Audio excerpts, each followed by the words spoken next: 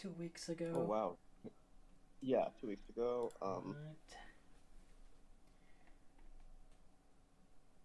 Should we do it? Git status? Git log, I mean.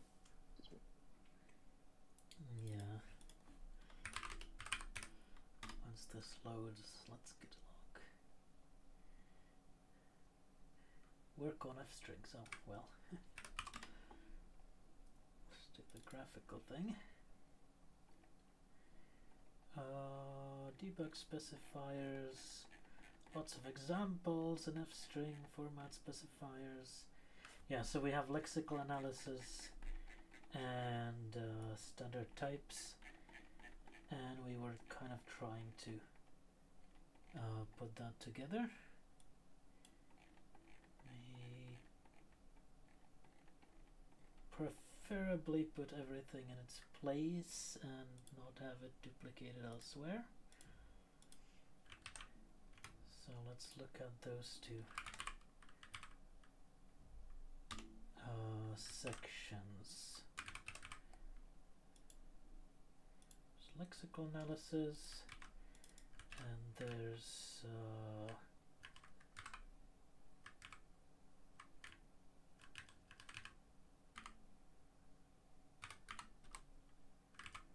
standard types, f strings.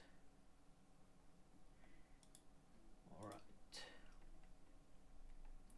Oh, I guess one thing I should do is merge in the main branch, because some t-string documentation is now in, and I see we have a conflict in lexical analysis, so let's solve that one.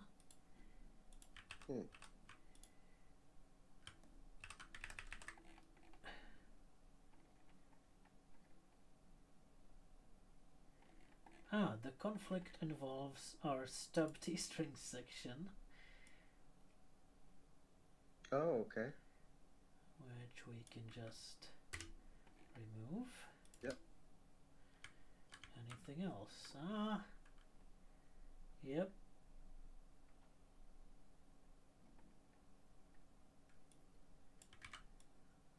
So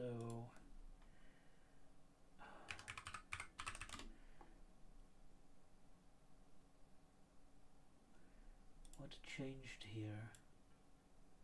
String literal. Oh, I guess just the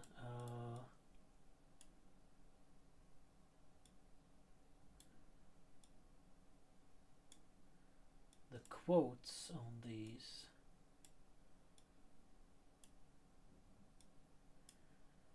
Yeah. So our version says formal grammar, but this was about the prefixes, and I don't think we want like quotes around the string prefixes, because they're not, strings. So let's leave it as that. Another change here. So what happened here?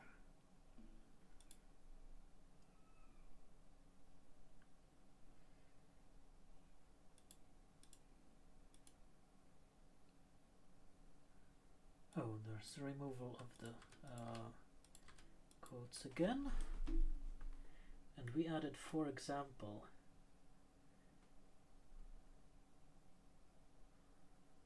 And rewrote this a bit.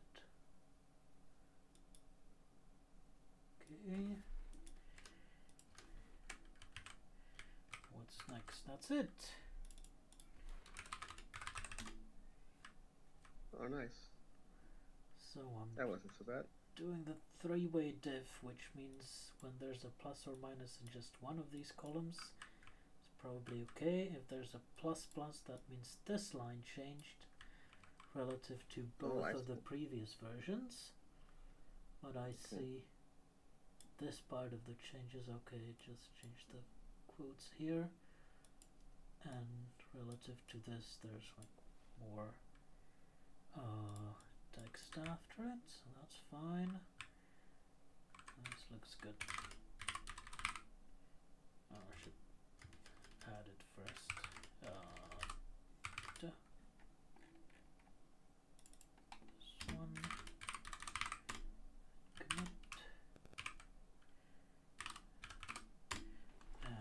blank again. All right.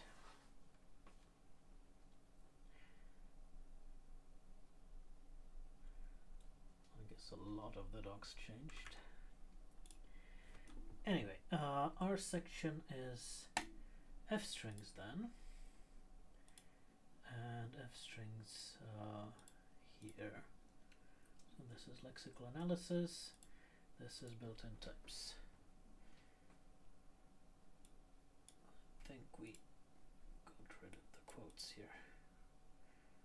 Alright, so we have the something.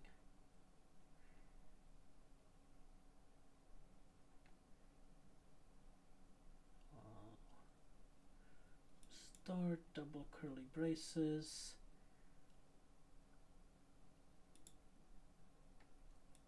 Everything outside is treated like an ordinary string. Literals. You have the tab here. Raw strings. The new line.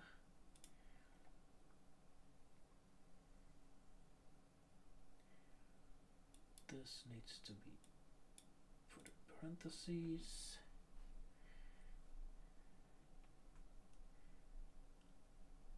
Placement expressions can contain new line and comments.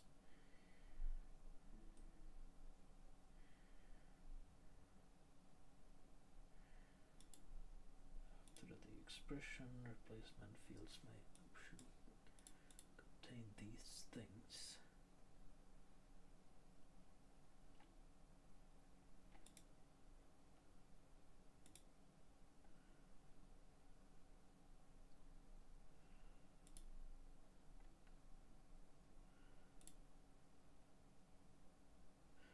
Oh, and I think we ended here.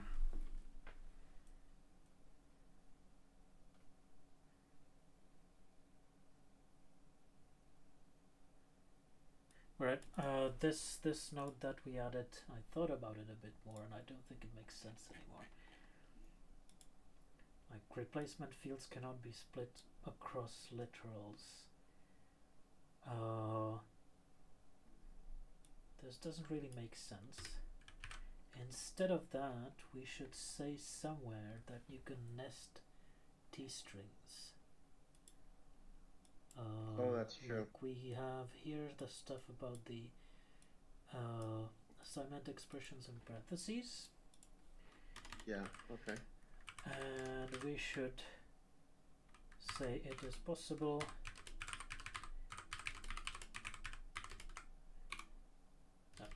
f strings. I'm talking about f strings, not t strings.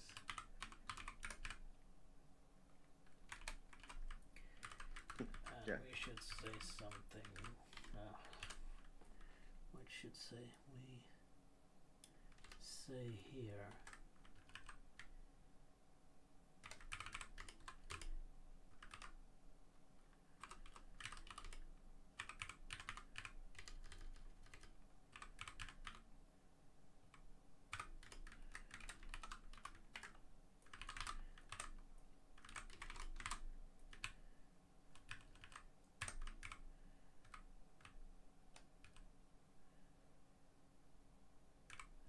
So if you do something like this,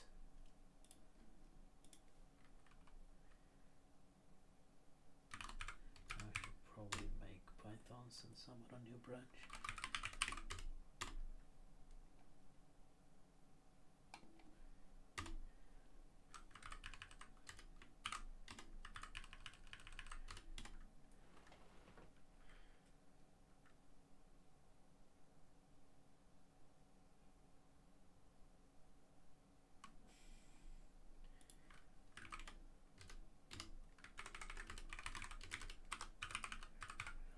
If I do something like hello world example. Oh, I see. Yeah, that's better.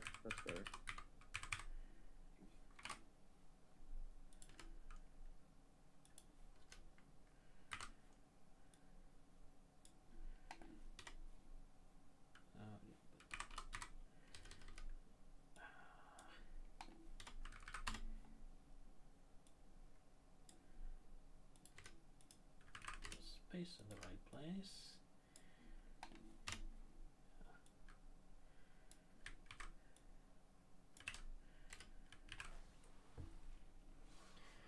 And I think there's some kind of limit to the nesting.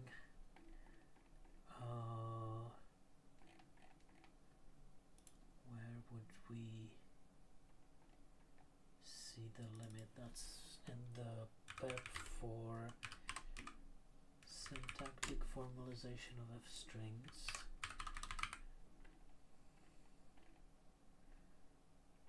Arbitrary nesting of expressions.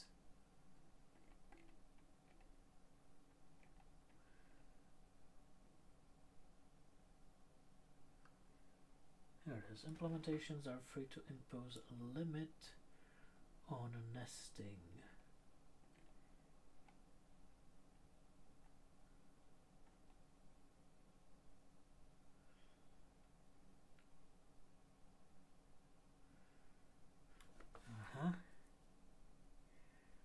So I don't think this ever made it to documentation, but you can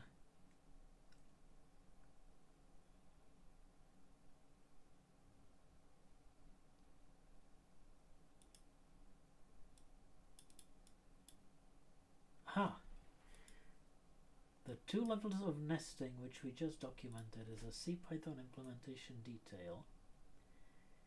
Oh, and I see. 5 levels of nesting is specified, well, should be specified by the language spec. And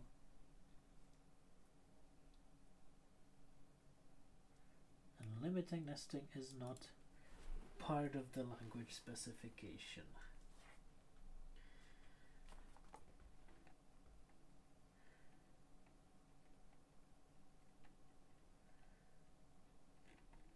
Can you in CPython have more than 5 levels of nesting? Let's see.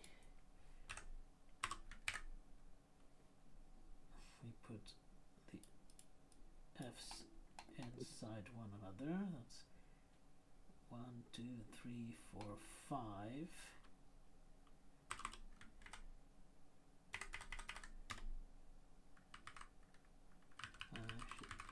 What should be this?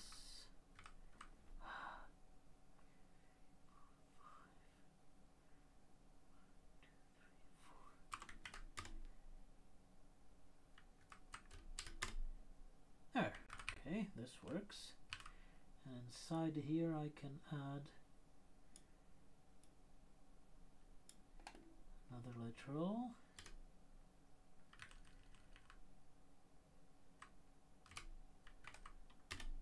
Like that. This looks like Python has unlimited nesting. Oh my.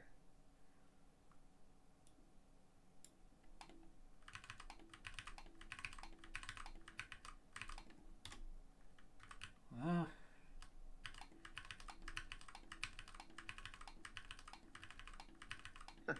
I wonder if that's new with 3.13. I mean, 3.14, excuse me. That's new in 3.12, I'd say. Oh, okay. I mean, the nesting itself. Let's see. Python 3.13.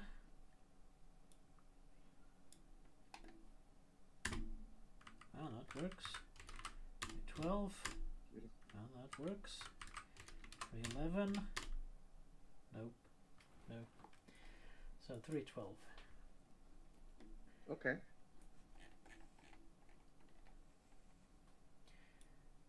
So we specify a lower bound of 5 levels of nesting. I guess that should make it to the docs. So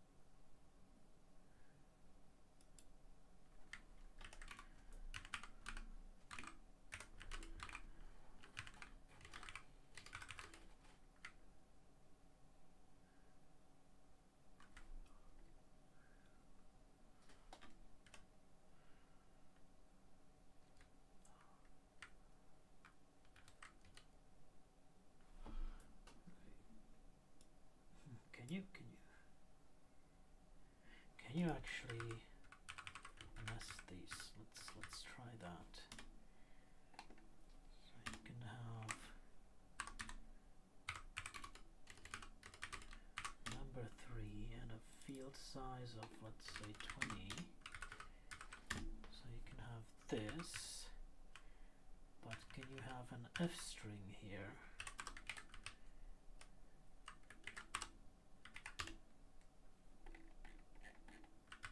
Yes.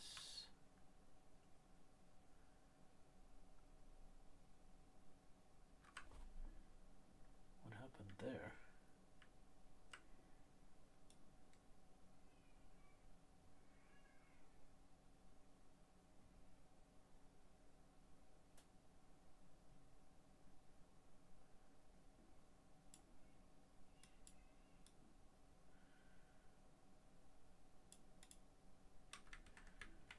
Oh, I guess I should do it like this.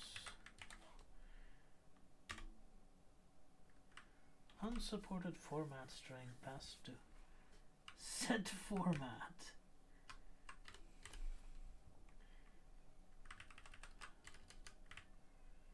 So you can have field size like this. No.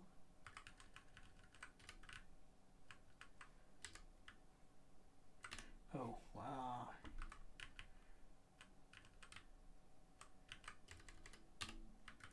Field size like this, and can you have an F string in here?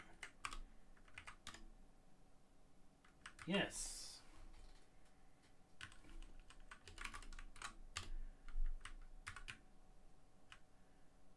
Okay, so I guess F strings can be nested here.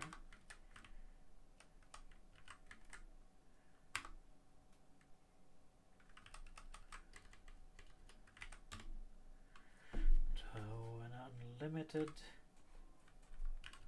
And they're unlimited.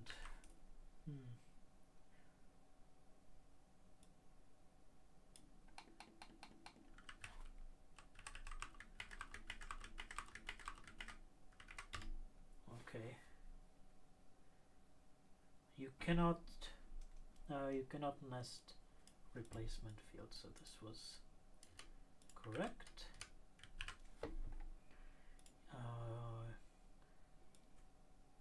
These replacement fields may not include more deeply nested replacement fields. So if I say something like field equals this without the F, then I can say cannot use this. Right. So that makes sense. So inside this there can be an expression including nested F strings, but this itself cannot be a nested replacement field. That's well, I guess this is technically correct. I'm not sure who will understand it without experimentation.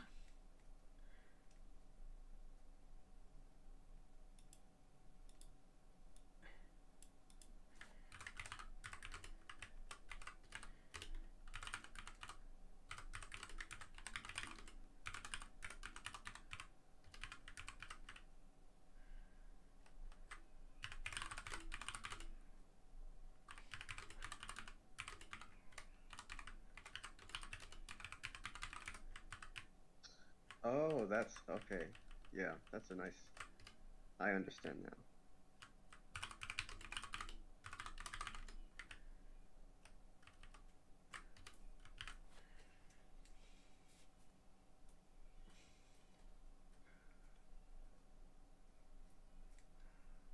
Yeah, okay.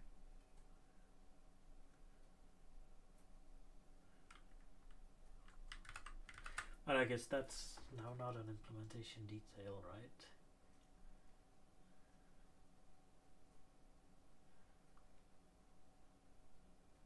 Right, because if you take advantage of that aspect of CPython, then it might not run in, I don't know, Yeah, I don't know. IPy or something. Yeah, Oh, some other interpreter. a syntax highlighter, I guess, would not work on it. Right.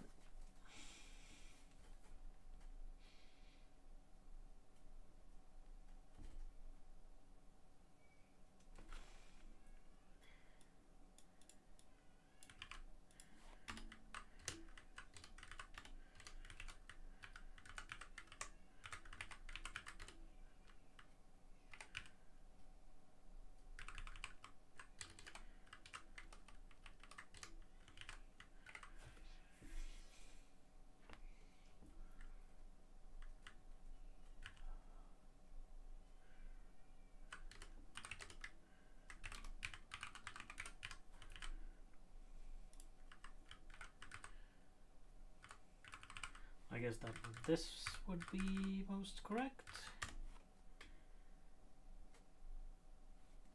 Yeah. Let's see how that looks.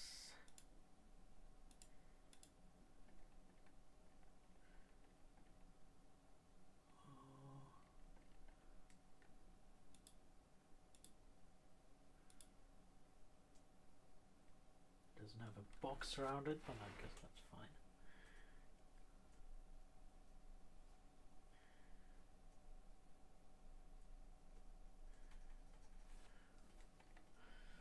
And this possibility to nest f strings was added in 3.12. Yeah, so nested strings. Right, looks good. And we should do something with the formal grammar. I guess the rest of this is fine. Now let's see built-in types.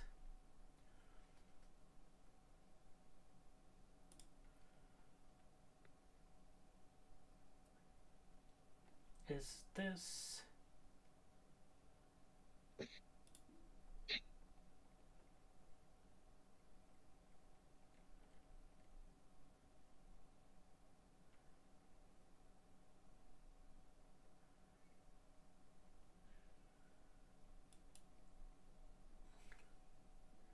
I guess the lexical syntax is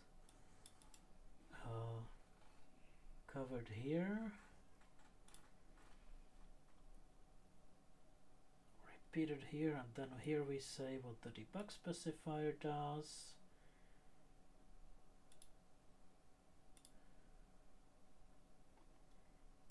What the conversion specifier does.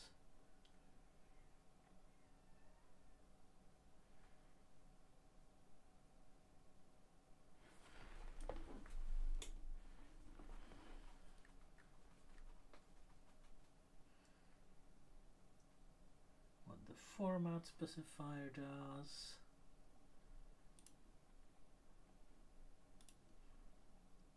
And that's it. Little overlap, that's great.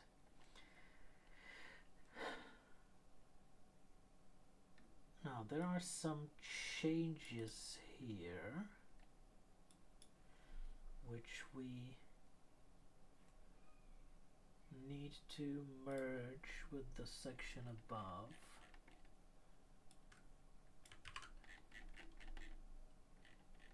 Okay. Up here, so in 3.7 await and async 4 were illegal due to a problem with the implementation. Who cares about that? Let's just keep it short and sweet. 3.12 comments were not allowed. Well, more stuff was not allowed. So let's leave it at that. There's something similar here. Yeah, this says the same thing.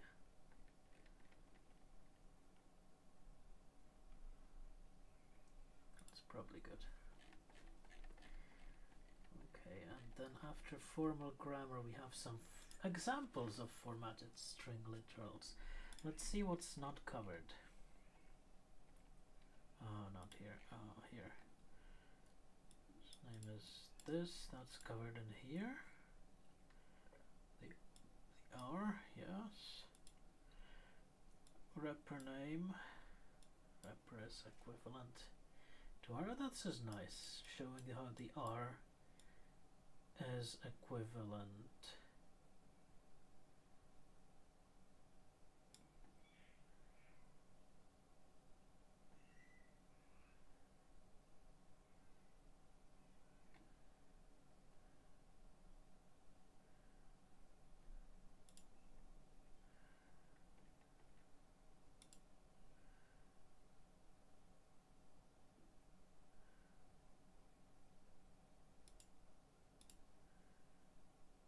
Yeah, let's add that here.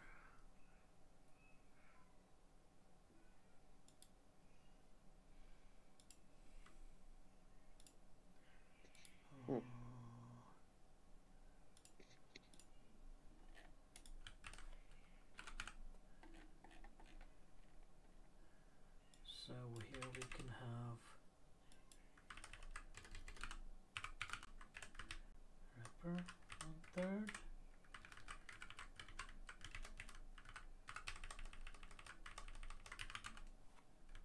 Star 1/3.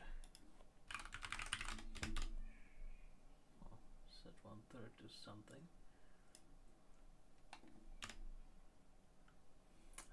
Import something.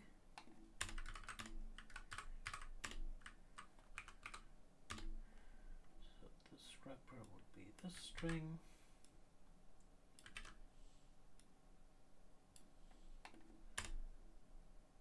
Star would be this string.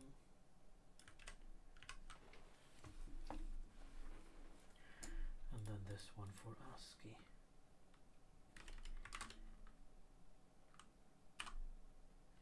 Oh, I see. Okay, okay.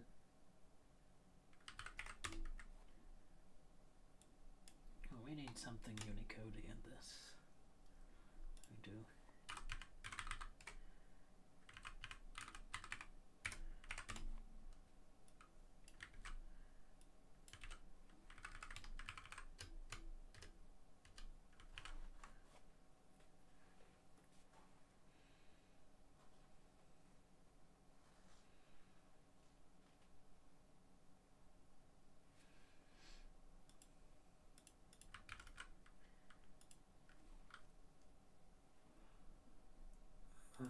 What do you call the stir and wrapper?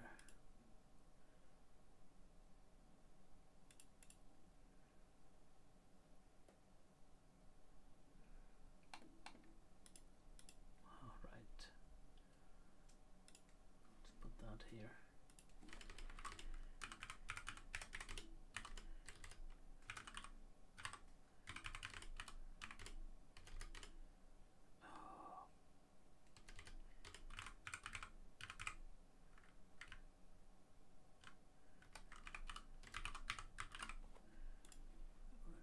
Produces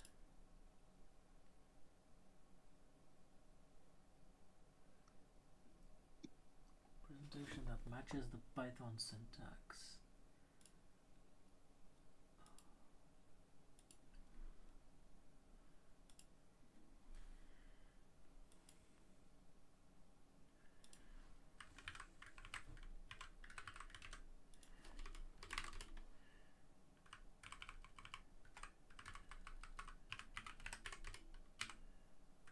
Let's maybe put it here.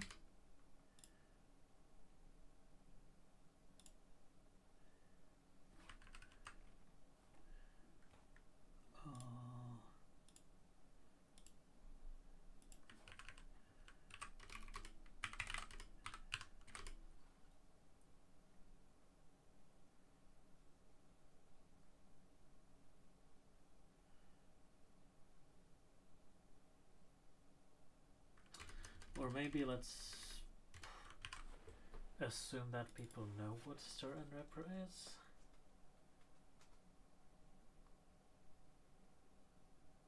I would say they probably ought to, but I mean, the functions are also linked, so if you're not sure, that's true. You can click the link.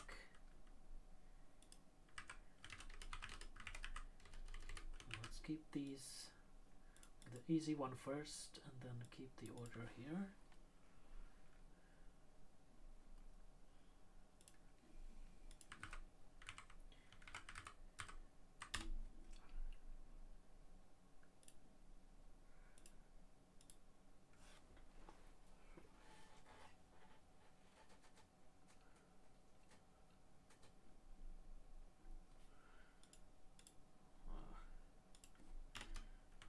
One line here. Make it hopefully a bit easier to read.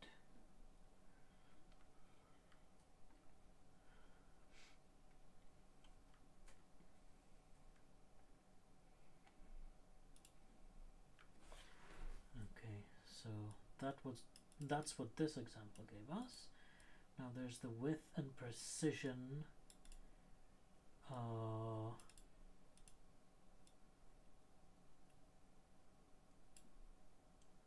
Now this would probably be nice to put in here somewhere.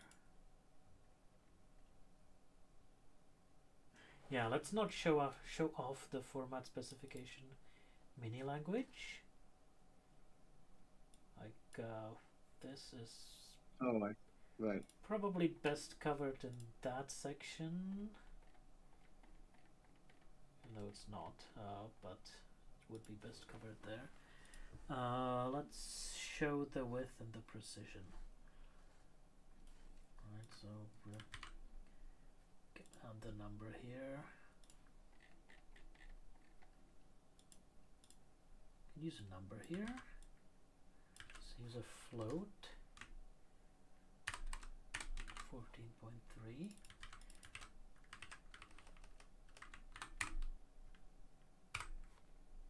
And then we can print it out like that.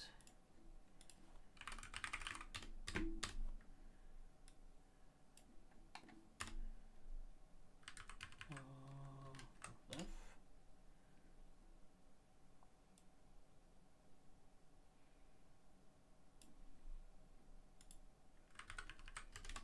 Just like that.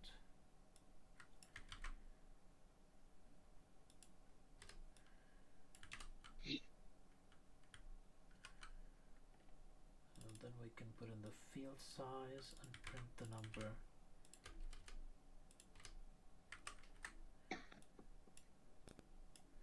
With the given field size.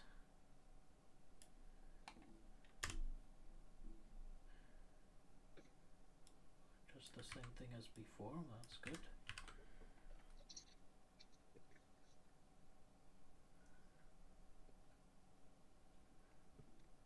And then we can add precision.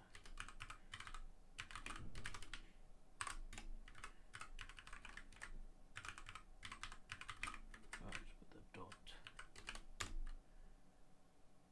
So that doesn't really give us anything because precision with the floats is weird.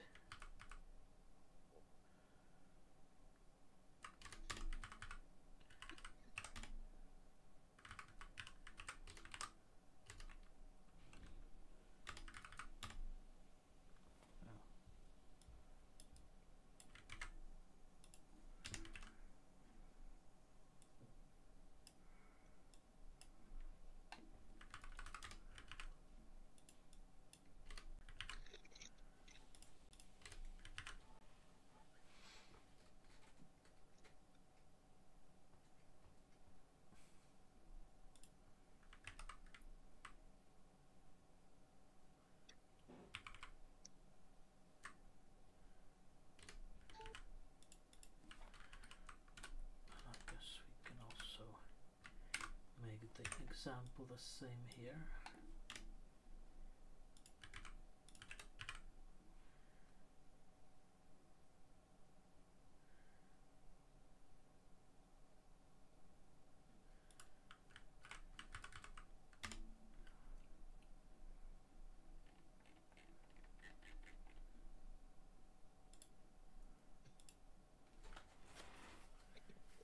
Okay, now this doesn't show off the interesting stuff, but it's probably better to show this. then interesting details about that.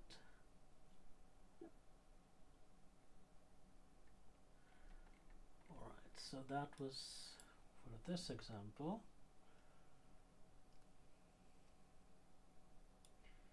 Now the date format specifier is probably best put in the format specification. Mini language, this alternate thing as well. Preserving white space, we have that above. Do we? No, we have that here.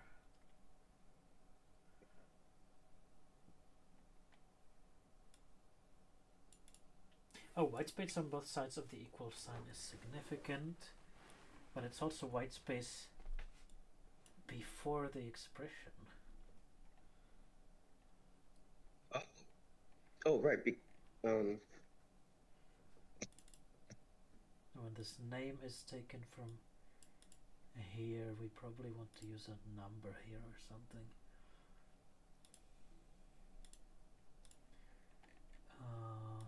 So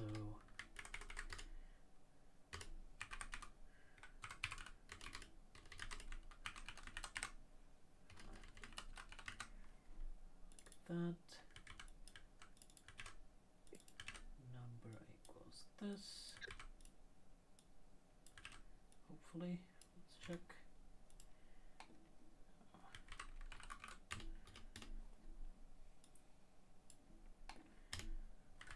And then when you do this, also add some white space here. You get that white space at the start.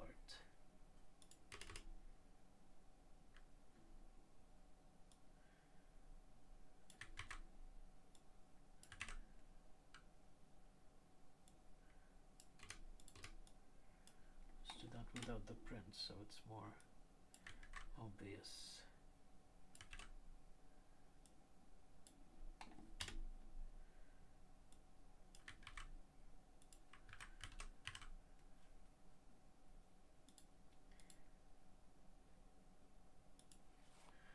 And let's do also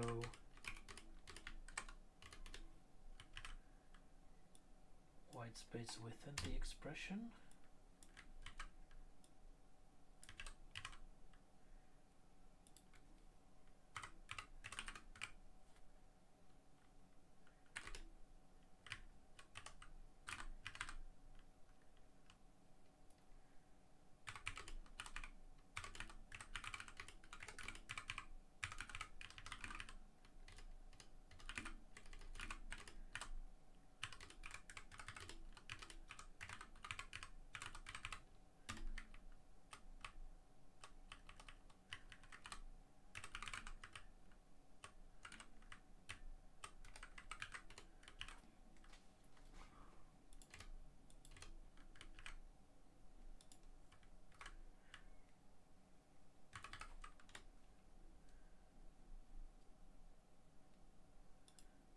Better?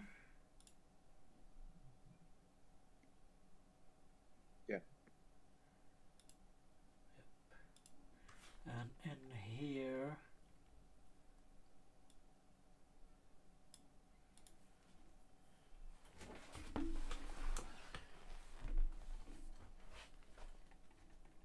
probably somewhere we want to say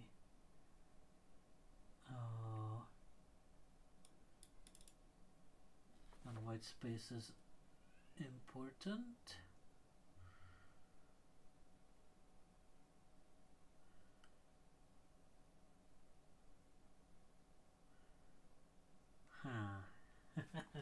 No, white space within this expression is important. So this trick won't really work.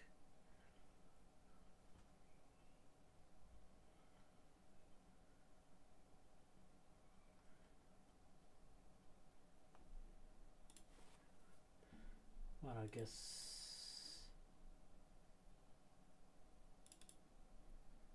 this will work fine. We want prompt here. Guess it'll work fine. If we just say it here. But we don't need this. Using the outer string quoting type inside a replacement field is permitted. Yeah, we want to move that up. So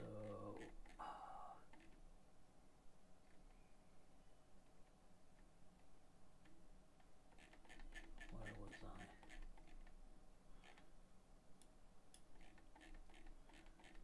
So these are covered.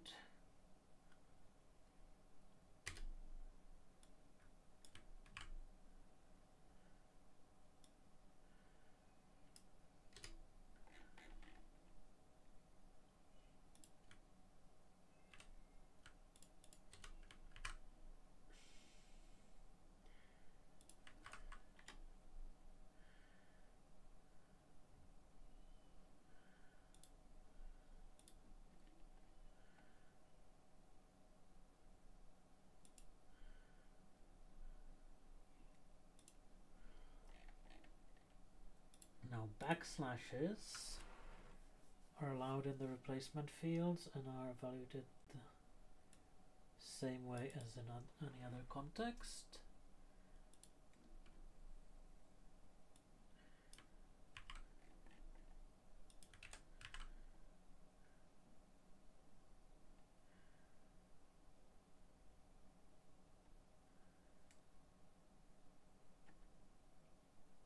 Oh wait, no, this is replacement fields, it's not the format specifiers.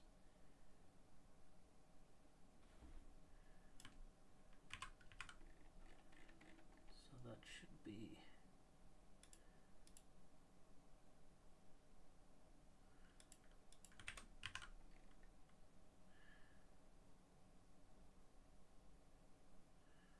here. What else is there? Formatted string literals cannot be used as stock strings, even if they do not include expressions. Okay, that's good to know.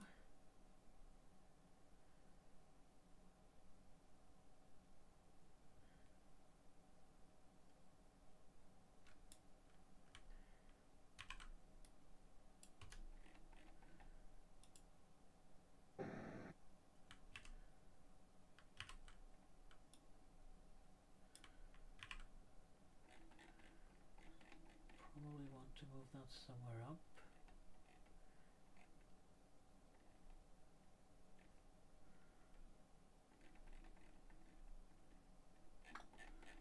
No, down it is.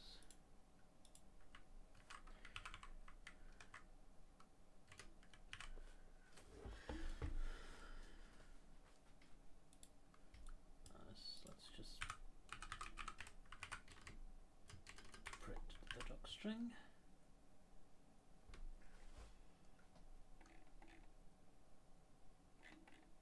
Should we link to docstrings? Do we have a definition of docstrings somewhere? Like, what is a docstring?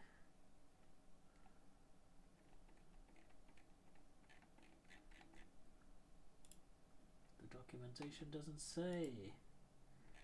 Would that be in function definitions?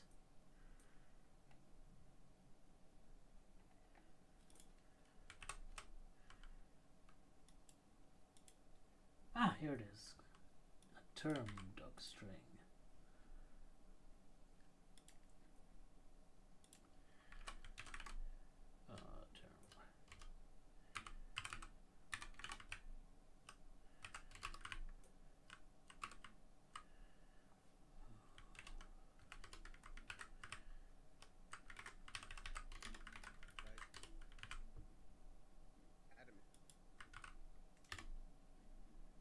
Hello, Adam.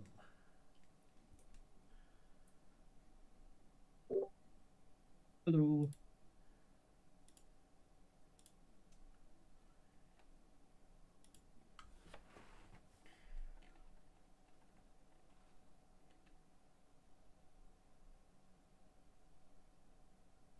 no, this is not true. This is none, right? So copy that.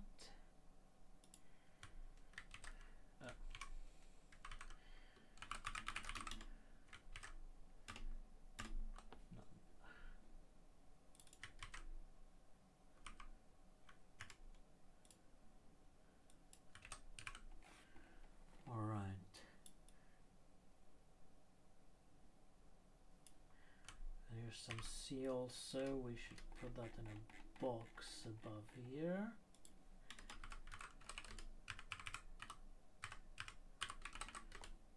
How does C also work?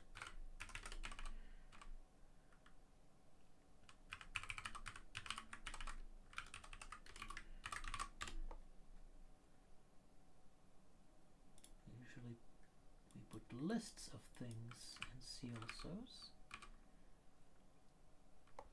Or we just link the pep after it.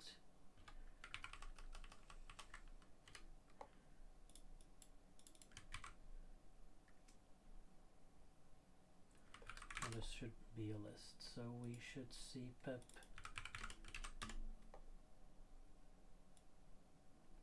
(498) literal string interpolation. We should link pep 701 syntactic formalization.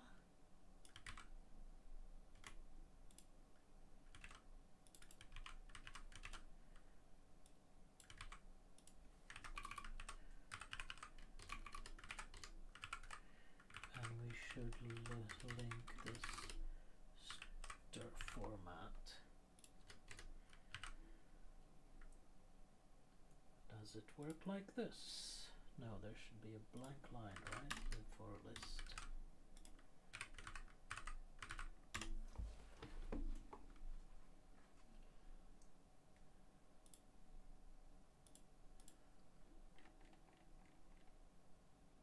We need the blank line.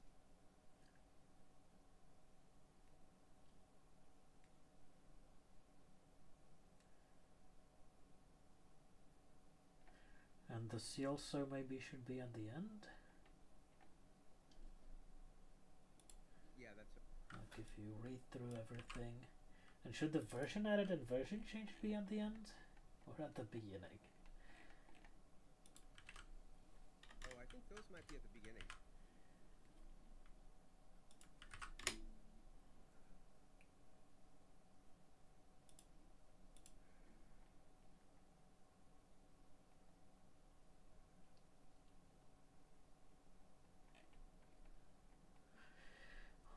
So that should be it for the pros.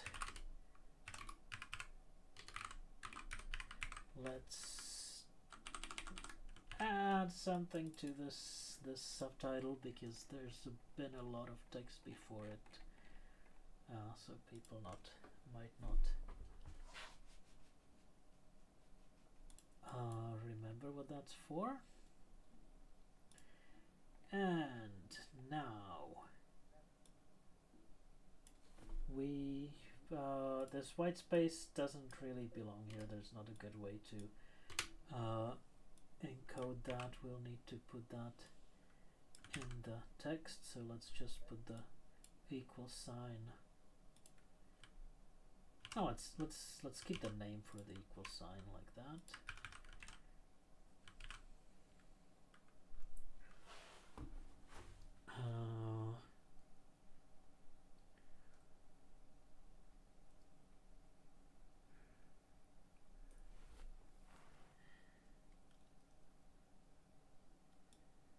Probably merge these.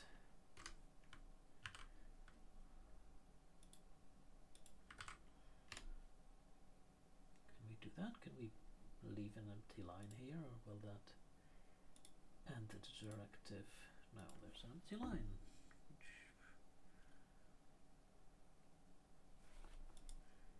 Oh no, they don't combine, do they?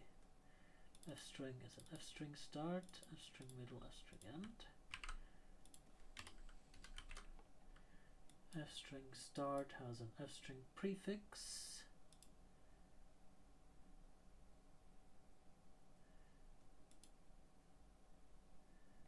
Let's put that there. F-string middle will be at the end. F-string enters that. Let's put it like that and leave the rest the alternative format. How does that look?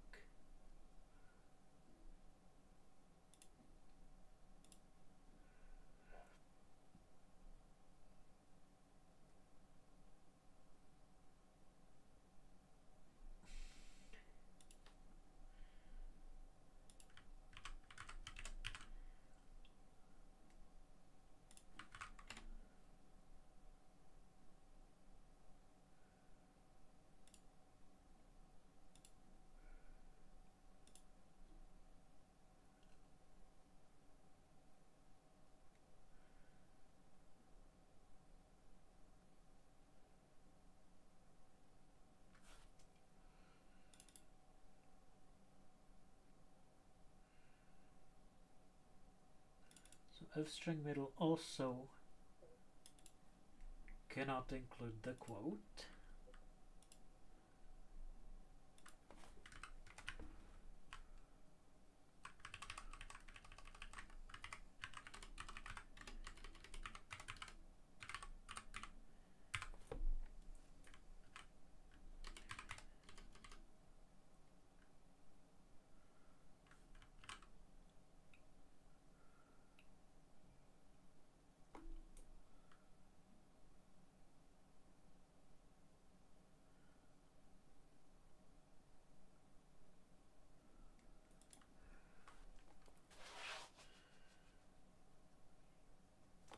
I guess we can't do the same trick as for the strings.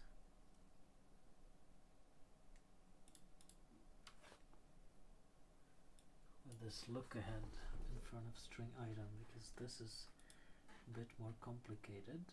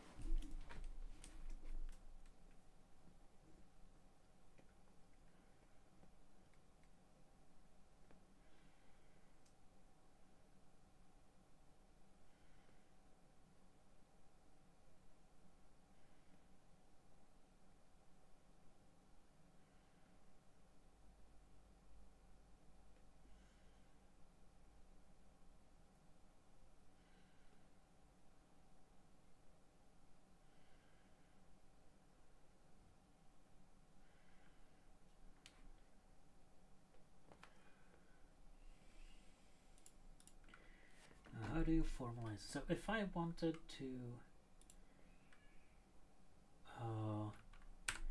use the look ahead, I could use not backslash, not new line, not this, not that.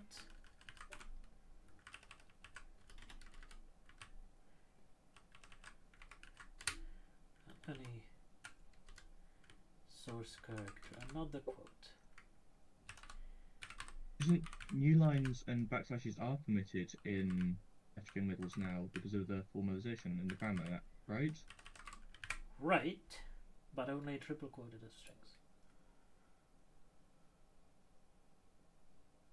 Oh, okay. Yeah.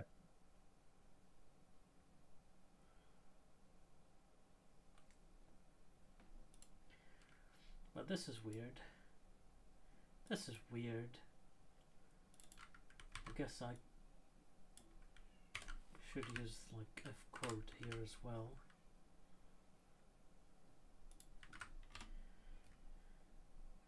But it's not defined there.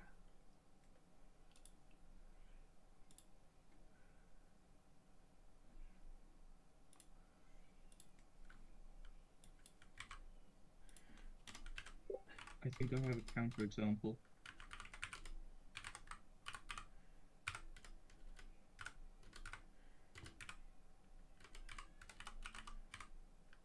You see that? I don't. Where are you writing this? It's Oh, in the pasted chat. weirdly.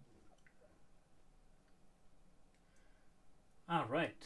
So that one is actually parsed as f string prefix, which is the f. Then this quote. Let me copy this to the string.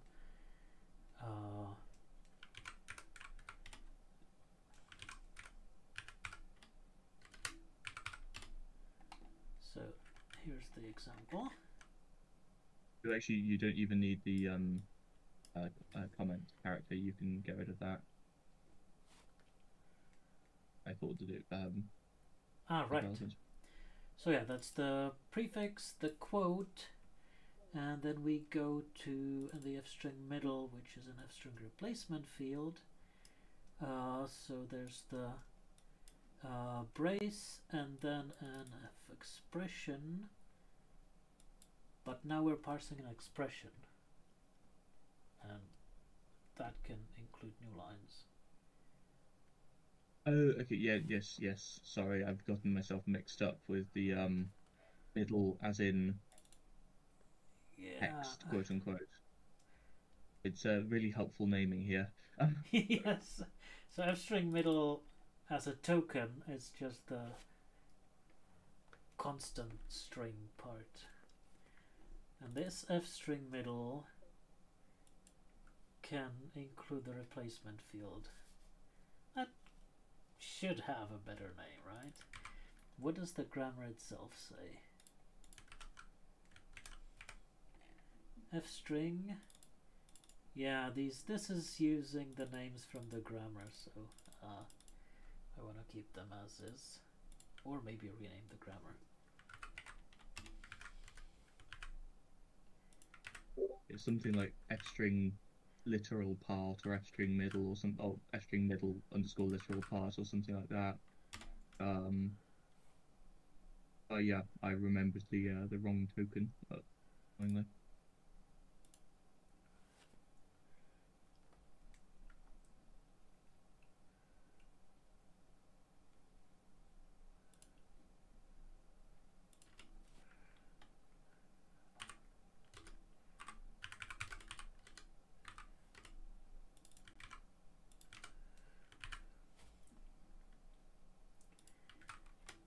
Okay.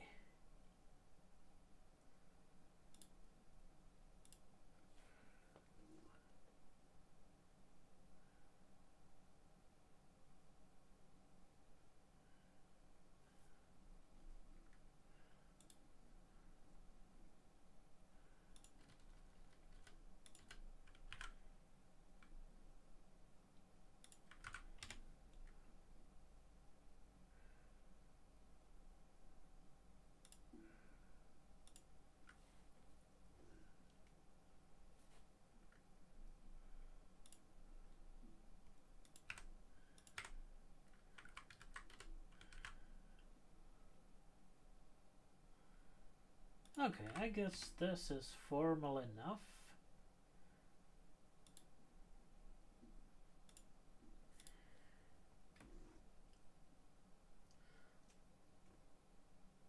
And to make this an actual formal grammar,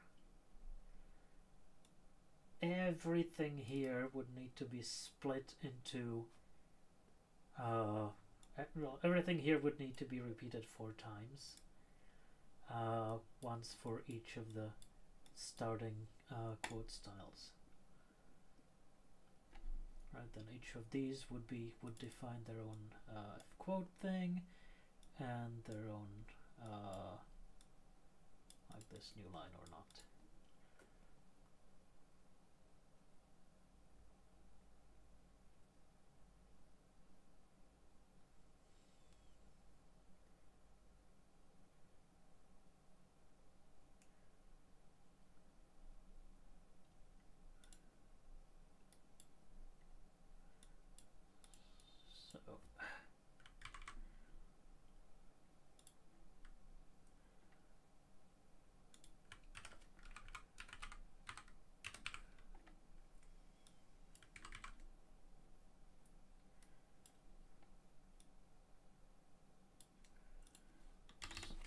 So alright,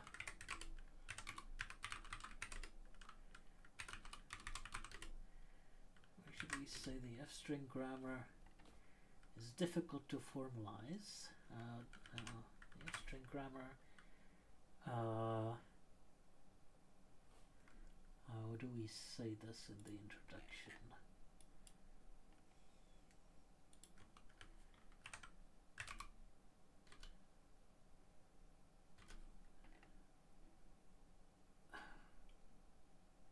Let's say mixes the lexical and syntactic.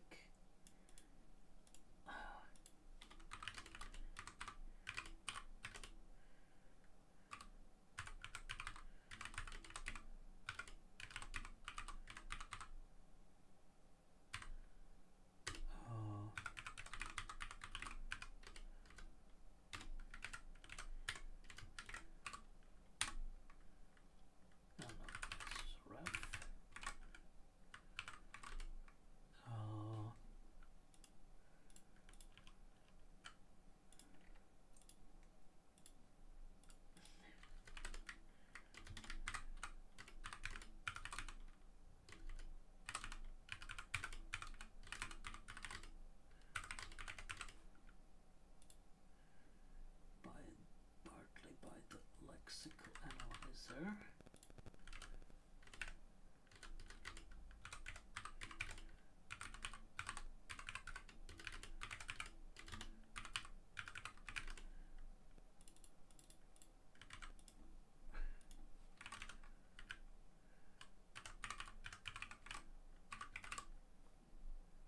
Yeah. Can I just use token, or is it like a Python? Oh, did that work?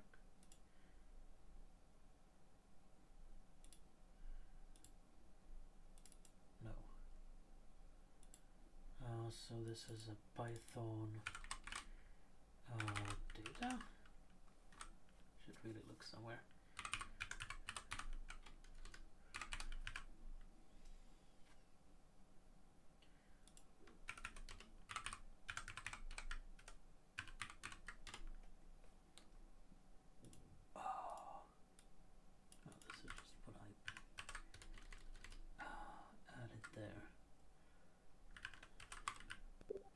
The module, it won't have the prefix, so it'll probably just be : space F-string start. Data. : space F-string start. What would be my guess? Oh man, so I want this one.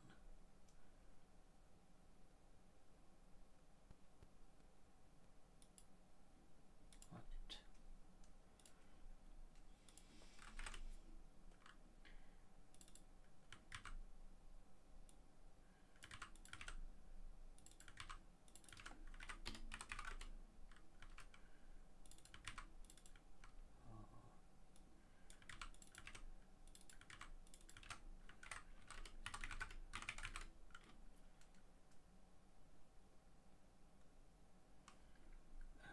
The parser.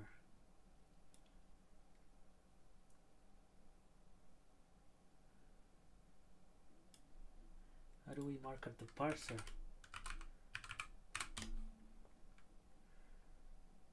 Do we have like a term for that?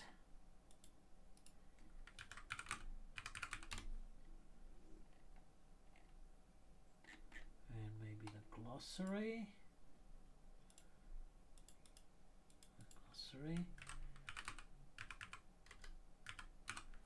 No.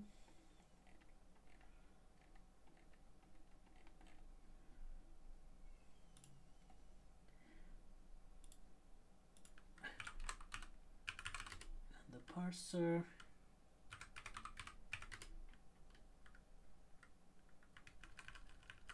Handles.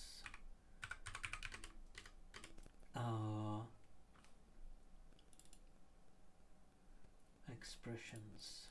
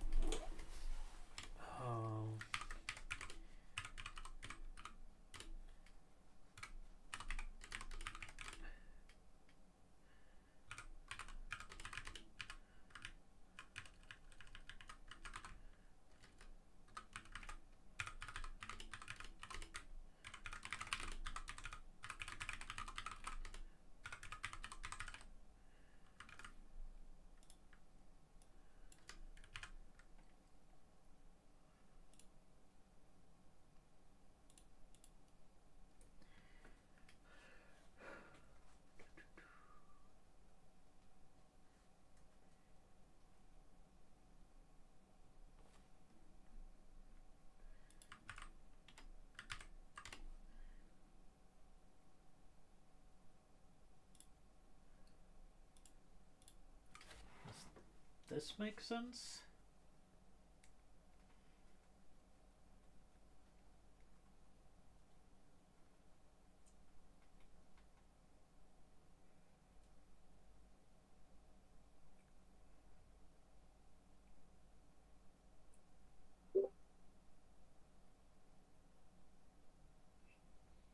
Be very picky.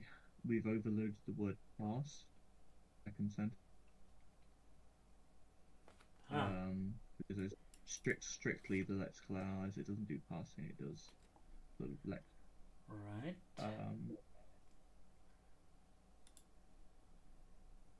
That's very picky. So that's good. We want to be very strictly correct here.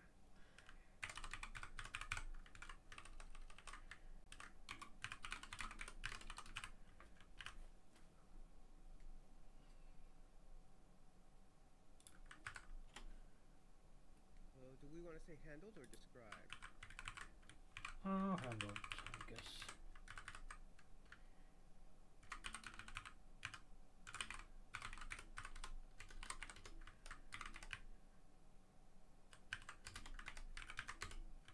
Oh yeah, okay. Where though?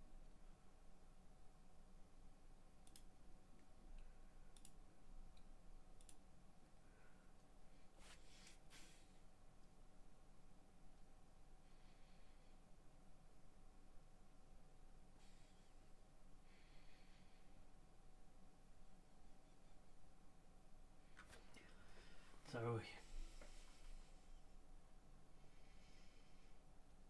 we have a mix of lexical and syntactic definitions, and the way in which those differ is that in lexical definitions all white space is significant, and the lexical analyzer discards the white space that is not converted to tokens.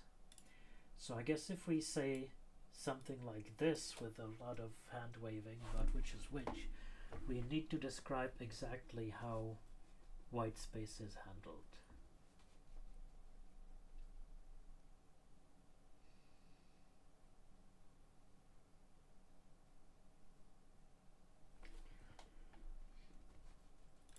So let's do that.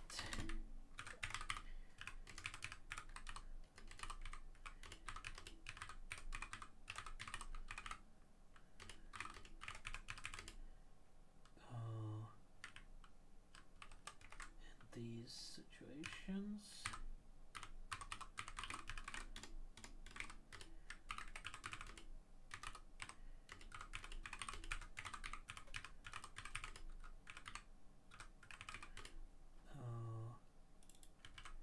White space in f string start.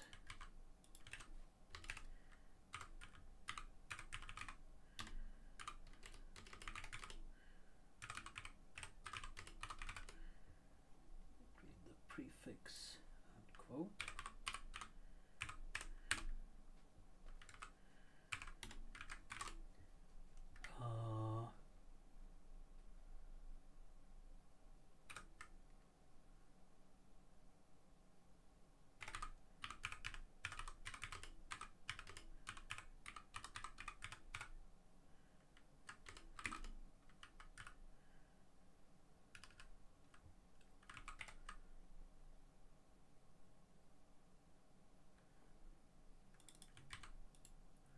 Space is retained in f string model.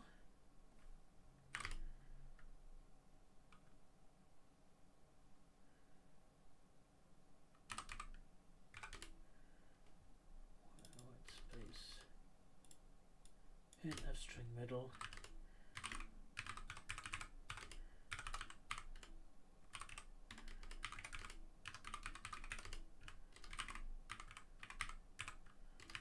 Is part of the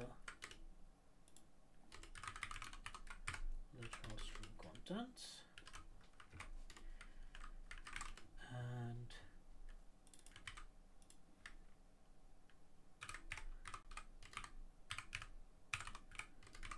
white space in f string replacement field.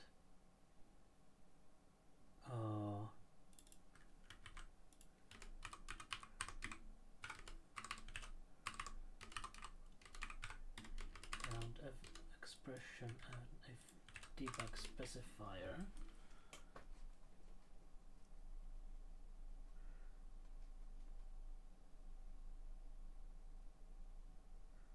Or white space in a string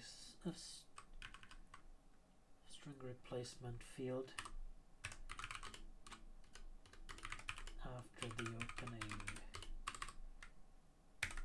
brace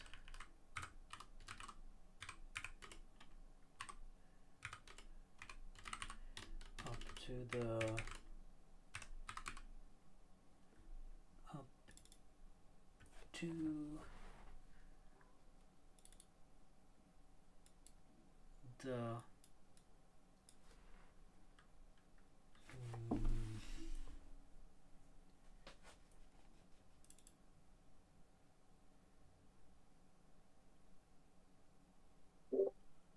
I've just finished a review of the general lexical analysis PR.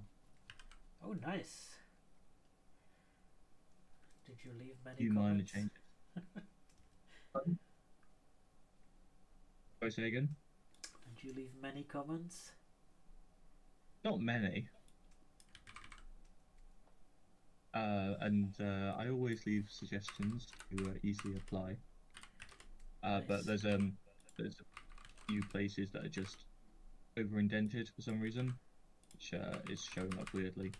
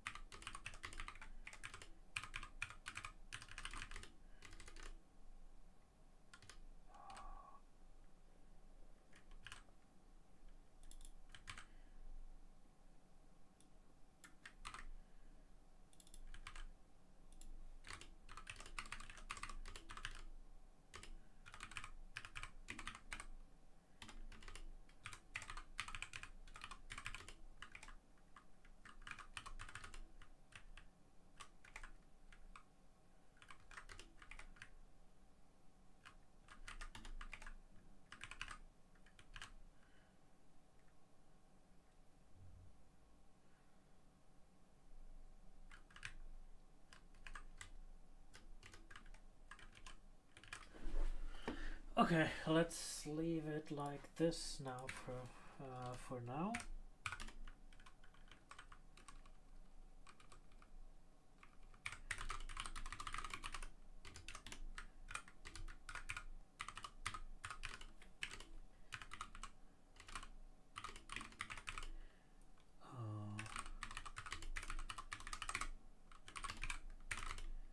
You wanna add Adam? Yes.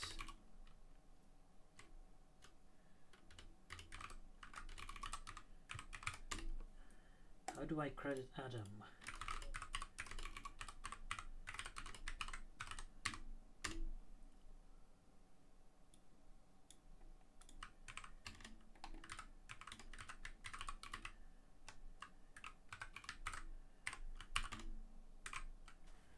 There. And do we have Blaze? I don't. Oh yeah, I think you do. Ah, not Stan. I Maybe. do have Blaze in my notes. Oh, there you go. I need to add Adam to my notes too.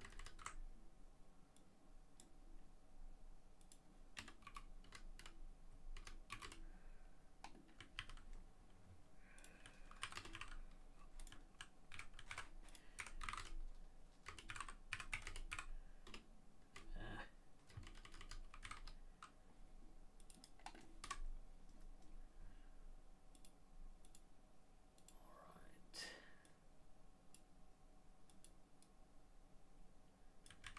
So let's look at the review. I hope it's this issue. No. So URL. The other issue. Reword string literals and related sections. Okay, first of all, it has some conflicts. Let's resolve the conflicts. So just one conflict, yes.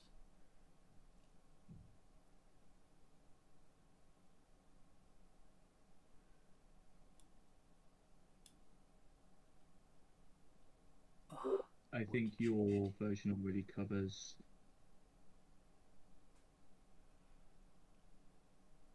Because you've moved the prefix combination square. Right.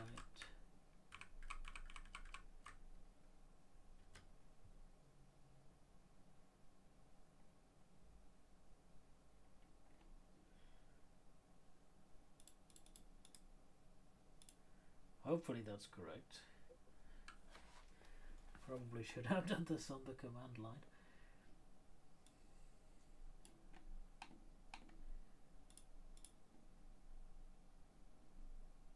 That's cool. Okay. So let's go through the comments in the code.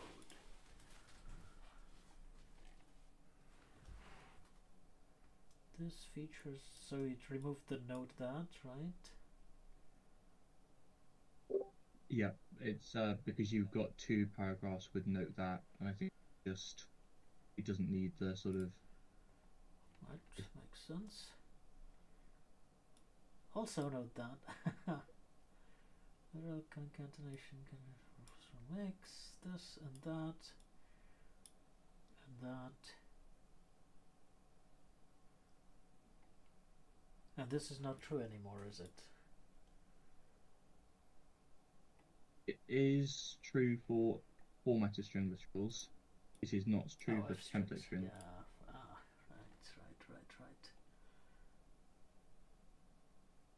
Right. This one.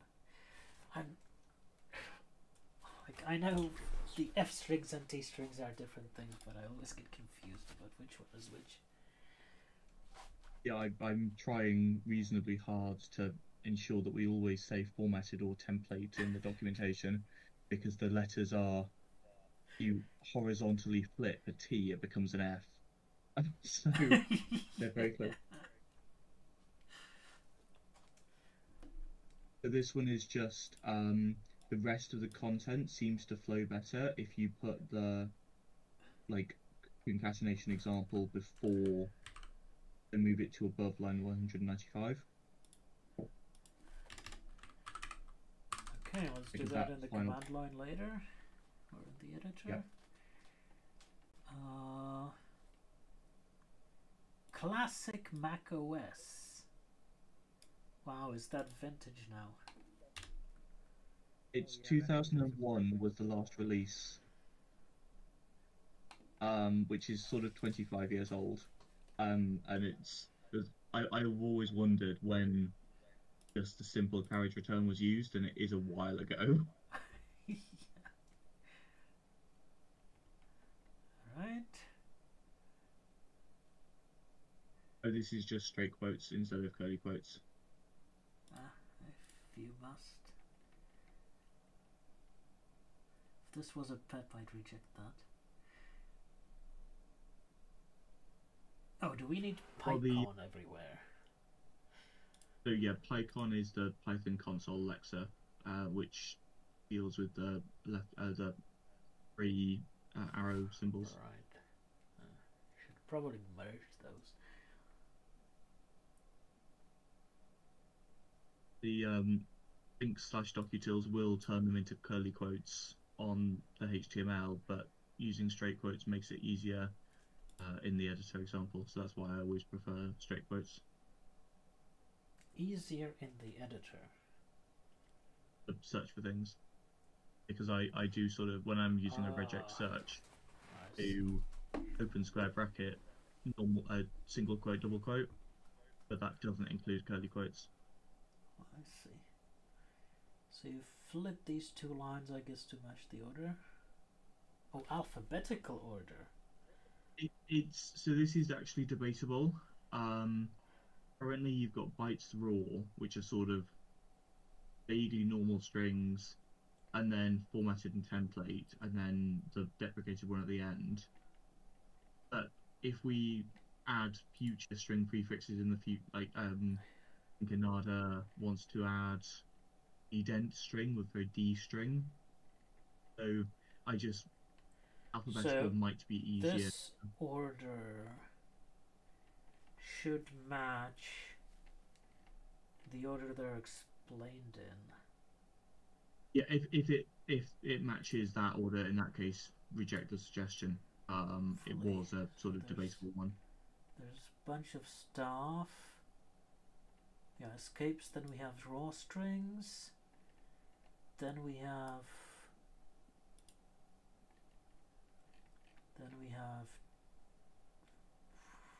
well, F strings and T strings.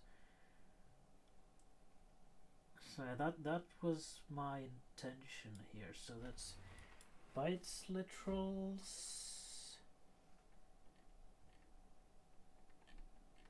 Yeah, you do bytes raw F strings, T strings in sections 255 through 258. So bytes raw F strings, T strings, and use just least important. Yeah, so right,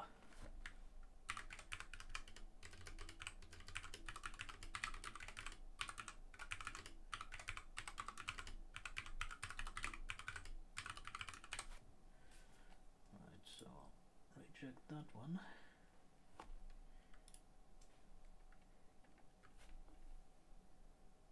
Formal grammar. These are always lowercase, okay. Sensed. Yeah, so all the paragraphs from this section down for a couple, they have a two space indate for some reason. But you'll need to fix that in the editor. But I added a suggestion in one place and I just realised it's everything. So they all have block quotes. So from escaped characters down several sections. Oh right, because they were all notes before. That makes sense. This is also just a one character indent over indent. But yeah, so you that's one of them, but you could reject it just for ease. But yeah. Well, I'll need to fix it up in the editor anyway. Like, what's the default highlighter if you don't use this code block thing. It's like a mix between So the default Python and auto PyCon? detects, I think, if I remember correctly, these the three arrows. It should use the console Alexa, but I can't promise that. I think it might. Yeah, well, it does. But it's there's Python, there's These- PyTB for tracebacks, and there's PyCon for console. Right, I mean, these all work, and I use the double colon basically everywhere, so this works. This one is not highlighted because the highlighter breaks on it. Report it as a bug to Pigments. Like if I do really crazy stuff with Python, Pigment breaks. But if it's valid syntax, then the highlighter should support it. All right.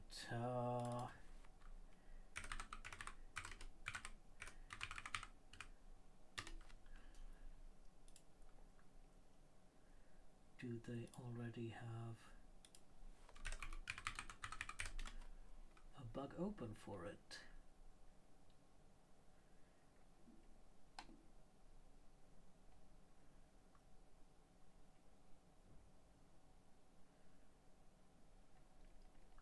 Do they have like a contribution guide for how to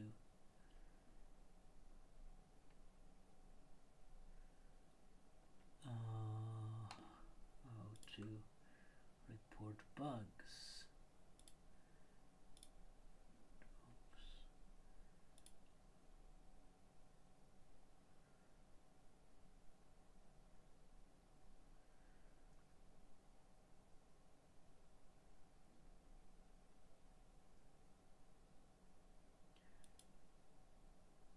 It's not.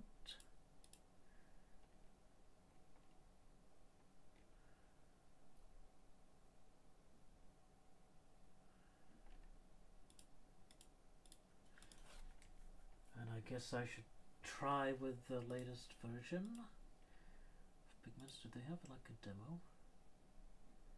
I think they have an online demo somewhere. I've tried it before. Yeah, I think I remember.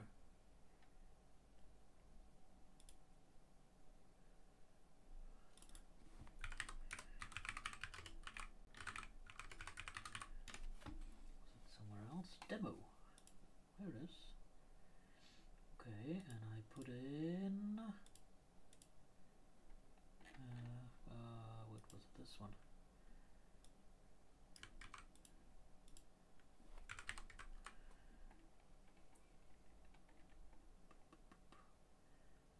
Python console session. Oh, and I need to enable JavaScript, right? No. That's neat.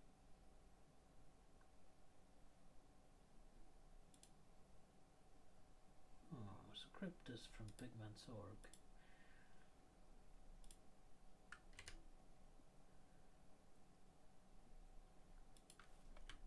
Does it work if you try the normal, like, non-broken version?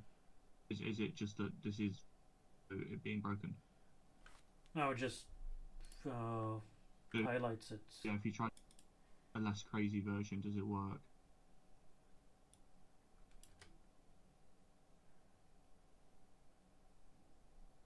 It uses Pyodide, which I guess is quite heavy. Let's try a different browser.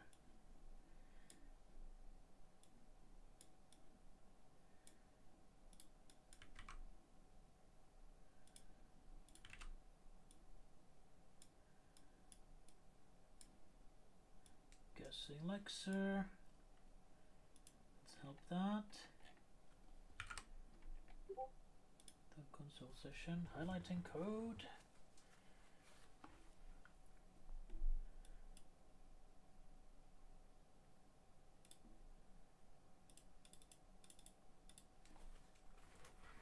That takes a while here as well. In my browser console, I'm seeing network errors. Huh. For /demo worker.js. Yeah, I think that their demo is broken. Oh dear. Definitely worked before. I have used this in the past.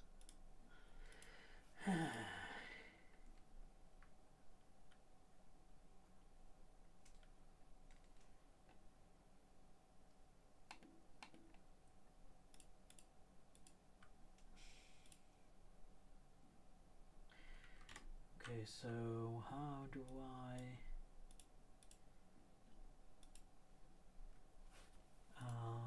get to the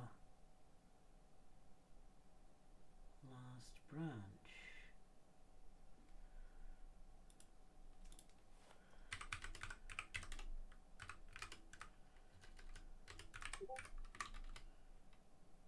Oh, I do have pigments checked out.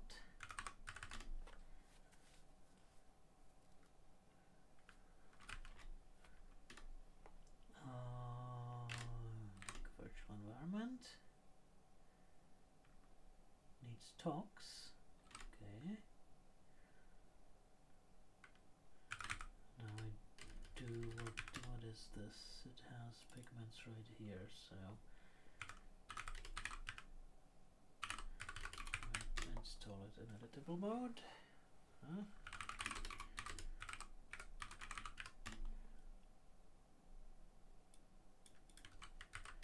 And I run it with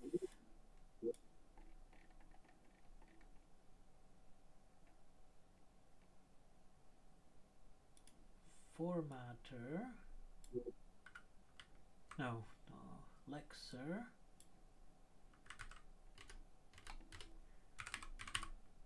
Icon. I put in this thing. And yep, this is wrong.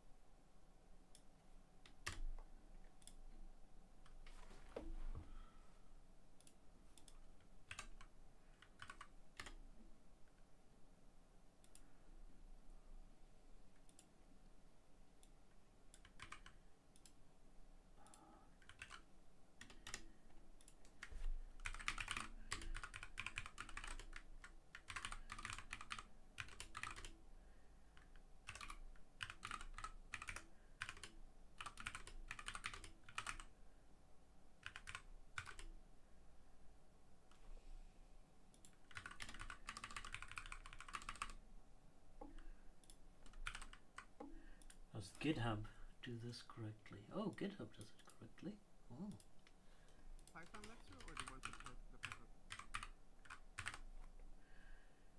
Python? Well, I guess I could. GitHub's names for GitHub's Lexa implementations are different, so they use Linguist, which is a Ruby gem, rather than Pigments.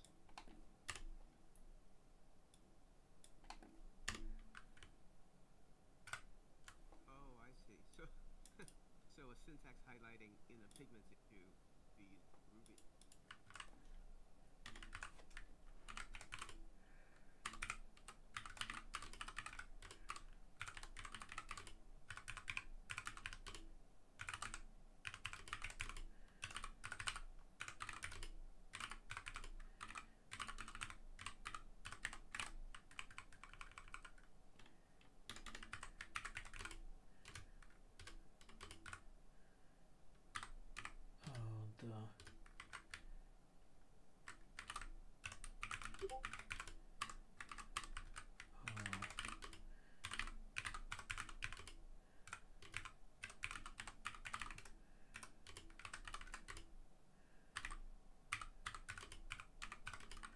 Python 12. Or do they actually have like Python versions?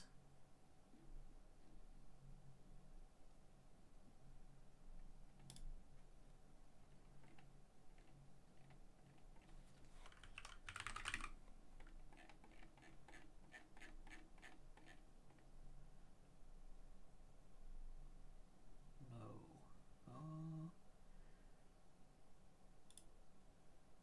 Oop, what? No, don't look so.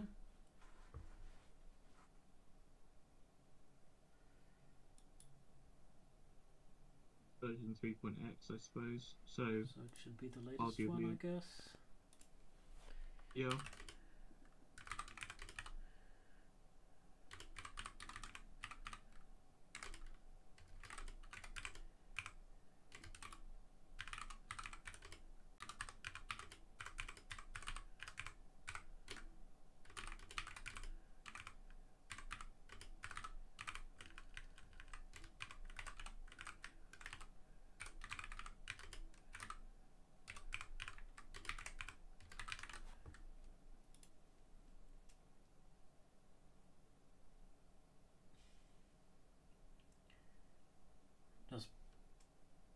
I guess Pickerman's does nested f strings correctly. Yes.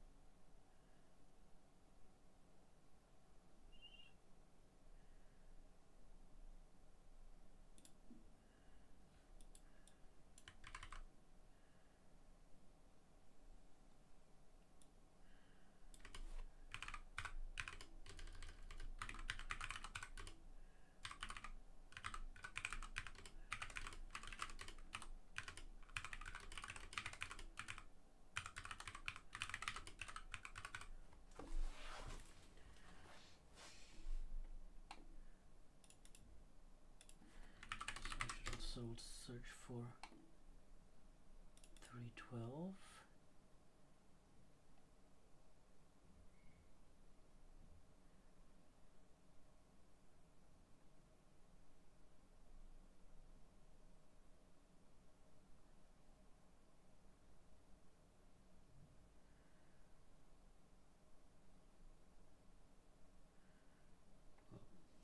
This is a robo font. What is that?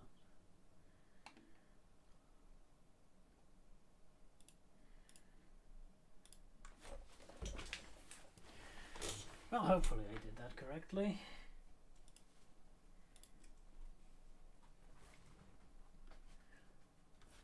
So where were we? Here.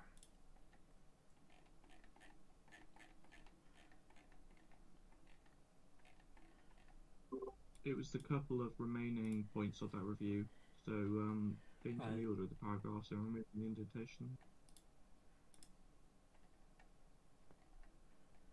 Yeah, the things I left, and there's also something wrong about the docs. Undefined label T strings. Ha ha ha. Okay, so let's fix that as well.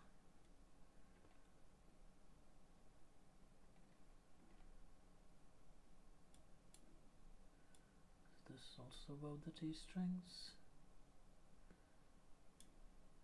Yes. Duplicate explicit target name T strings.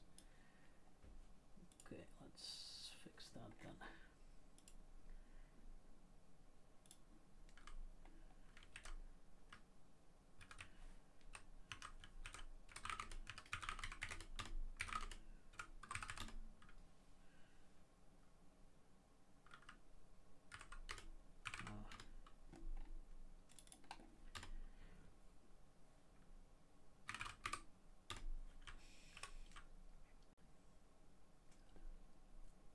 So what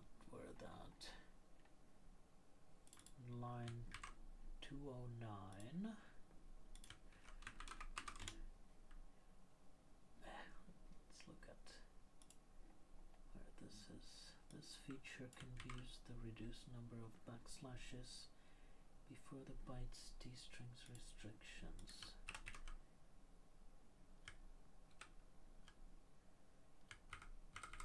Where's this? Oh, and expressions, I see.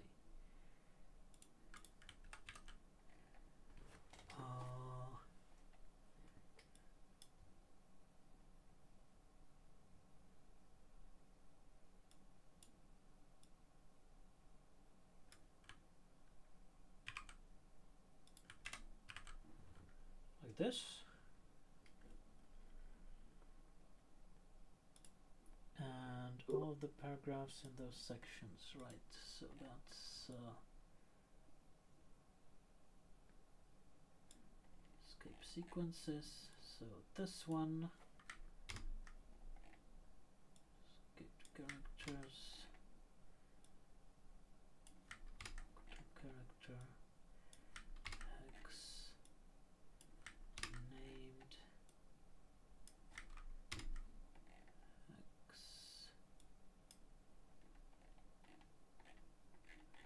that's it, right?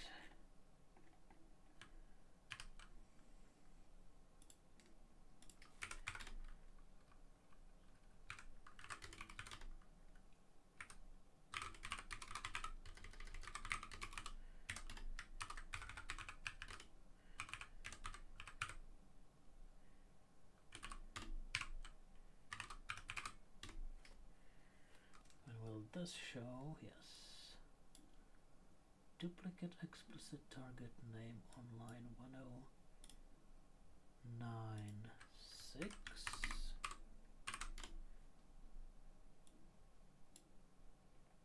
Oh. Oh, this is a merge artifact. We don't want a duplicate section here. And templates request that's also that.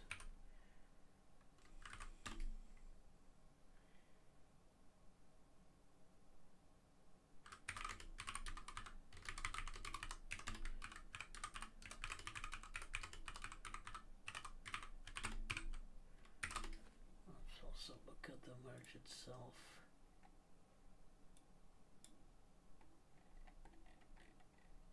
Right, this client shows it.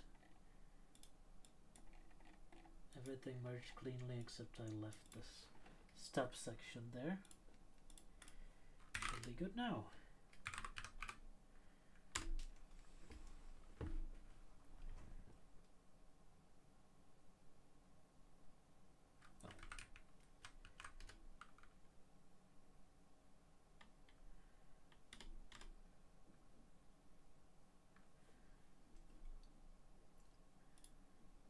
Thank you for the review.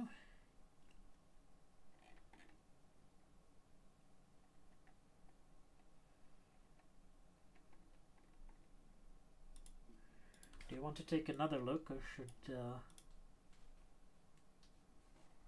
we merge it now?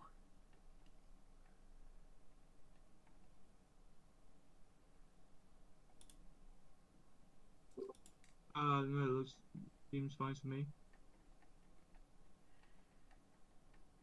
And assuming that everything passes,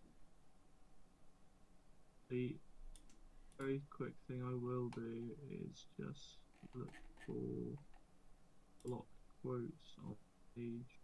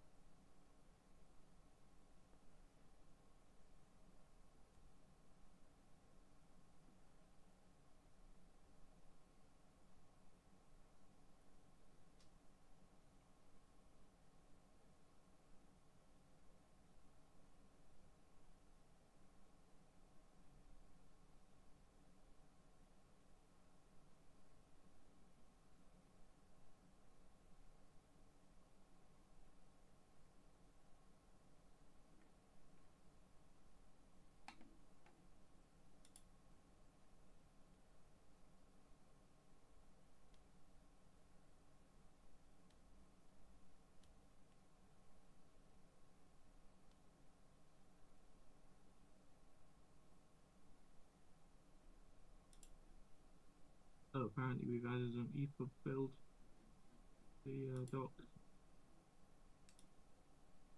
I wondered why EPUB it was. build. Apparently, if you click on docs, building. I wondered why it was slower than I expected. It's building EPUB for whatever reason. Oh. Well, Yep. that used to be broken all the time. It's probably good that it's tested now. Oh, there's. I would have done it in parallel rather than doing it like it could have been a different job. It would have been slightly. It's installing EPUB check.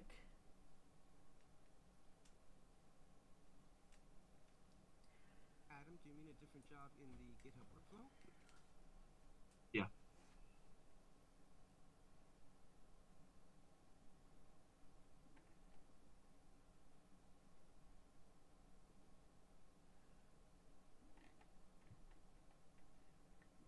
And there are errors in the EPUB check, but it still passes.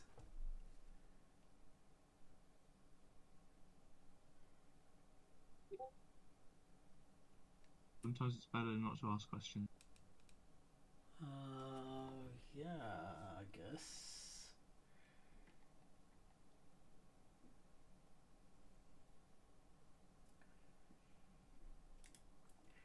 And there's a doc test, which is a separate job, but it just now started. Yeah, it always takes longer because it files. Oh, it builds CPython. Yeah. How many times do we build CPython with a single C error?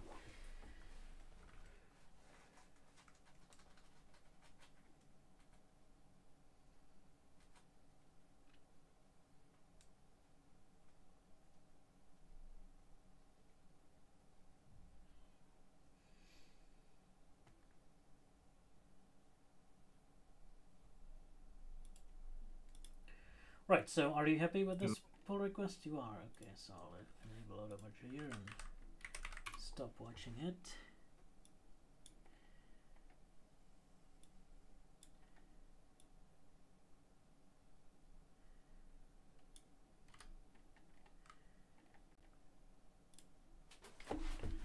And we can go back to F strings.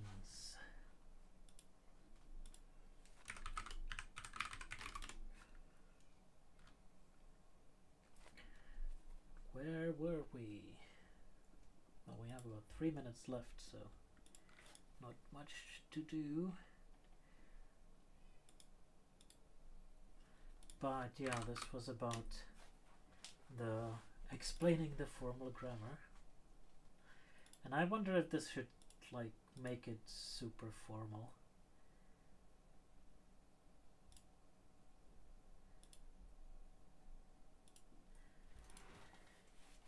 We do need the white space explanation.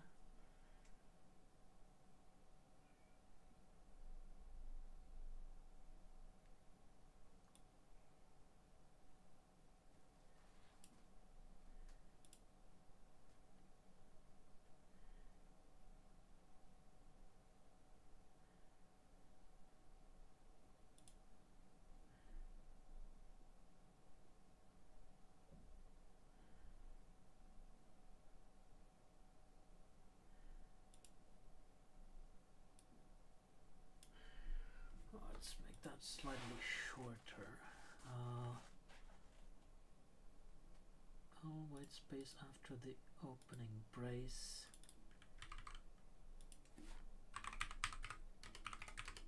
Until the debug specifier, as well as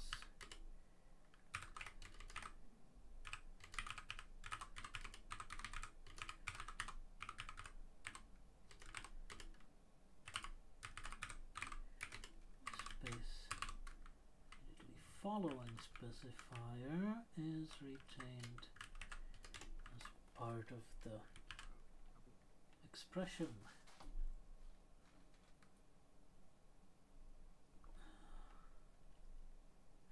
How is that even parsed?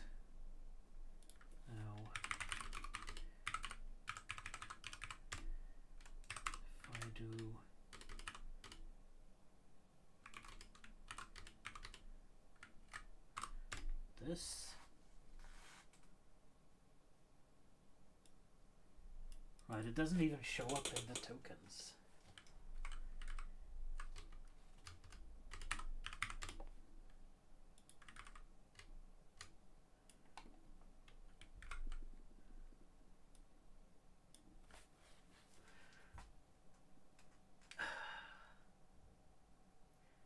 So I guess this is done completely separately from tokenization.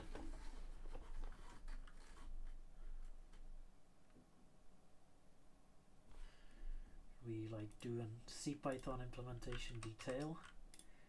This is not part of the tokenization phase. I really wonder how this is done.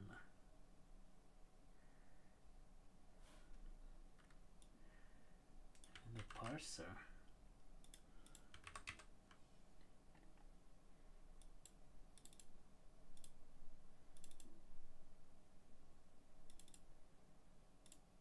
Conversion, f-string conversion, expert.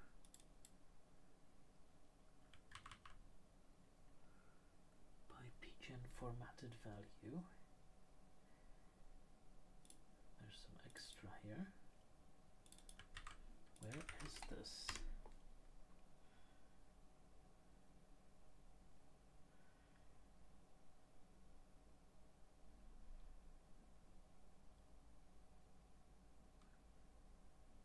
Action helpers.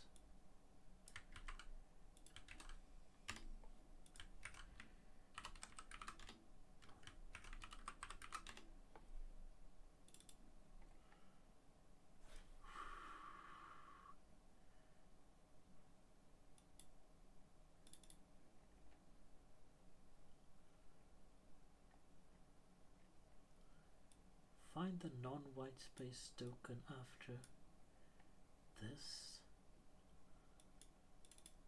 Right. Okay. So apparently in CPython,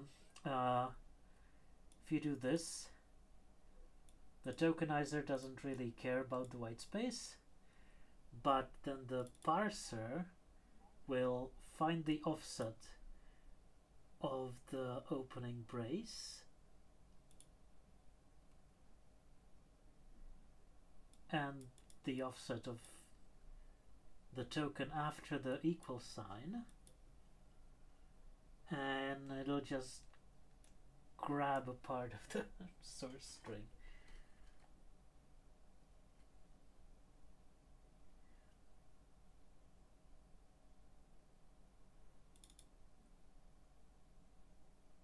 Right. Well, that's interesting enough that we might add this.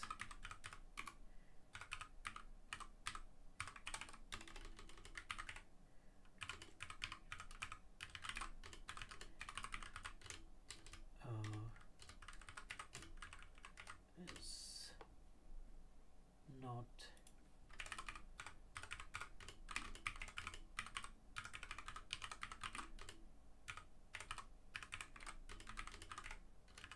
it is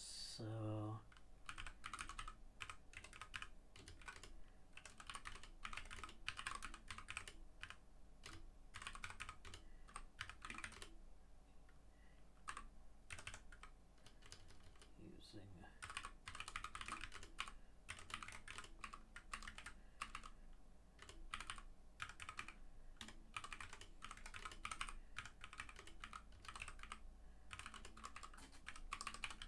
this. Is that too much detail? I guess we should include this for people who might go looking for this information in the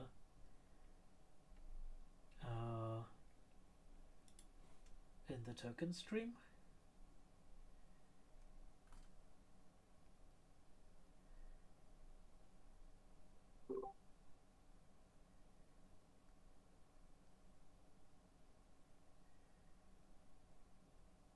So the parser actually doesn't use the tokens at all.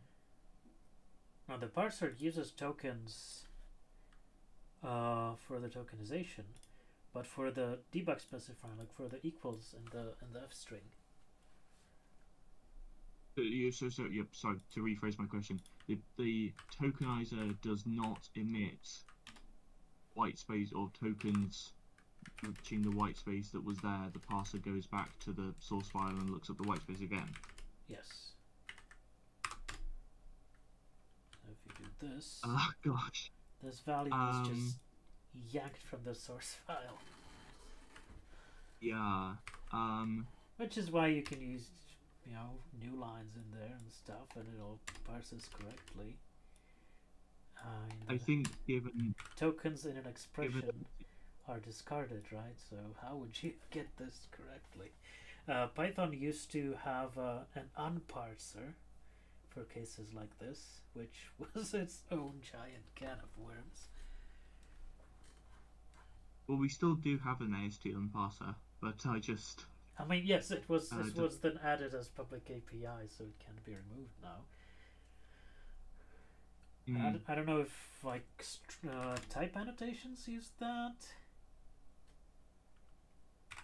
I don't know, but yeah, given that this is definitely not straightforward or intuitive, I think being more verbose here, terrible thing.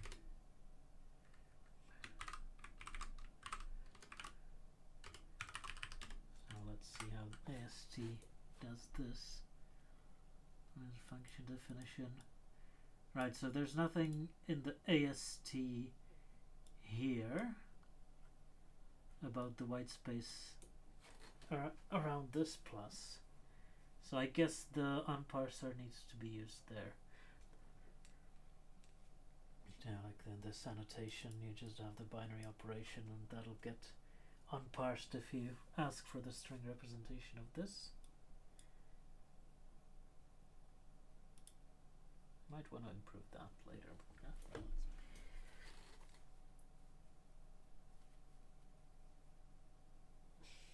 that's how it parsed now. Anyway.